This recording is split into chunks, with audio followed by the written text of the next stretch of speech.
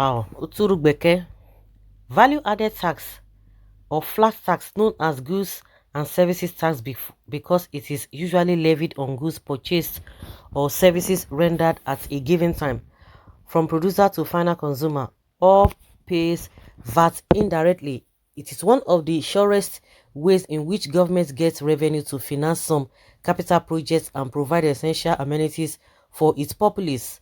In recent times, VAT collection has become a subject of controversy between two states and federal governments of Nigeria. The controversy over signing of value-added tax bill into law is biting harder as Governor Babajide Sanwo-Olu signed the value-added tax bill into law. What this means is that Lagos State Inland Revenue Service will, instead of the Federal Inland Revenue Service, now collect the tax on goods and services. Recall that Governor Nyesom Wike of Rivers State started the value-added tax reform controversy after he got an injunction from a court sitting in Port Harcourt prohibiting the federal government-led Federal Inland Revenue Service from collecting VAT in the state. The court added that Rivers State has a right to receive taxes, in this case VAT, within its territorial areas. Signing the VAT bill into law after Rivers State, Governor Sanwo-Olu was represented by the State Commissioner for Information and Strategy, Gbenga Omotosho, said it became necessary to impose and charge VAT on specific goods and services in Lagos. Again, recall that the Lagos State House of Assembly had on Thursday passed the state value-added tax bill into law along with anti-open grazing law. Consequently, this means Lagos State Internal Revenue Service is henceforth empowered to supervise, implement the law and account for revenue collected in line with the new law.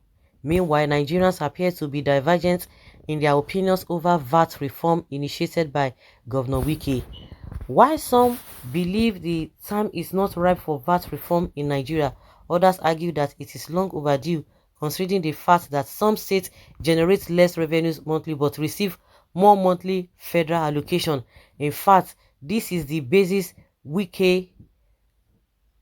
why the Rivers State governor is calling for a total VAT reform.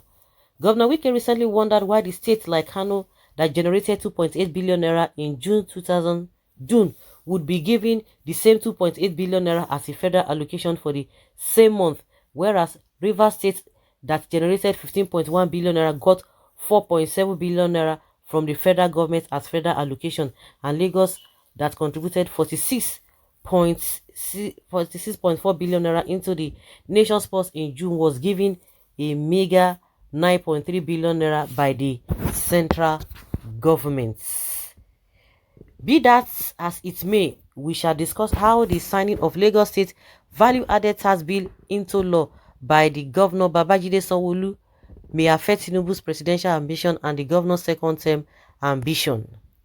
The national leader of the All Progressives Congress had started nursing and dreaming of Nigeria's next president after he helped General Muhammadu Buhari clinch the nation's seats of power against former President Goodluck Jonathan in a keenly contested election in 2015, and was also instrumental to the President Buhari's second-term re-election in 2019. Unconfirmed claims had it that Tinubu and Buhari agreed that the former would succeed the latter in 2023. Although the former, who is currently receiving treatment in London, in a London hospital, is yet to officially declare his presidential ambition ahead of 2023. His political moves are visible and speculations are so rife that he may join the race. And the signing of VAT bill into law in Lagos State today by Tinubu's political godson. We do not need a soothsayer to tell us that this may end his godfather's ambition of ruling the most populous black nation on earth. The reason being that the federal government led by Buhari may think that Sanwo-Olu has the backing of Tinubu for him to have had the political will to sign the bill into law. Some may still recall vividly how former President Olusegun Obasanjo use his power as president to influence some states who proved stubborn to align with the federal government policies. A typical example is how same Lagos State under TINUBU's governorship was denied some benefits during Obasanjo's administration. Worse still, the government at the center may use all its power to stop SANWO from running for a second term, thus ending his political career unceremoniously before 2023 election. Indeed, it will be wise for Governor SANWO to think deeply about his godfather's presidential ambition and his own second-term ambition. However, the governor may insist on the collection of the VAT by the state only if and if he is ready to sacrifice these two things mentioned in this article. Well, maybe for TINUBU, it might affect TINUBU because generally majority of them in the north do not like it. They don't like this VAT of a thing. But in Lagos, I strongly doubt it whether that we jeopardize a SANWO's second ambition. I sincerely doubt it because it is Lagosian that will vote, not the Yamajiris, not the whatever from the north that will vote. At the end of the day, if the people say they want this, and I don't know the power that will come from anywhere that will say no, it's not going to be like that.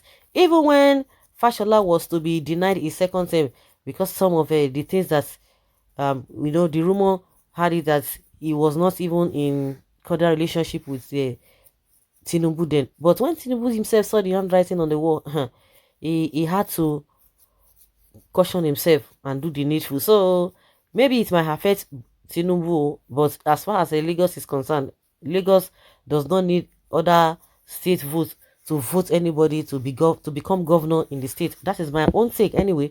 If you have a different opinion, please let us know in the comment section. Let us just know in the comment section. But to me, that is just the way I think what will happen. It might not affect the governor.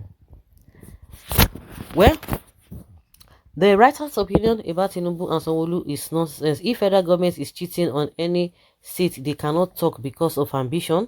To air with them. Of course, that is what these people do now. Do you know that because they are looking for their own this thing, and that is why they will align with them.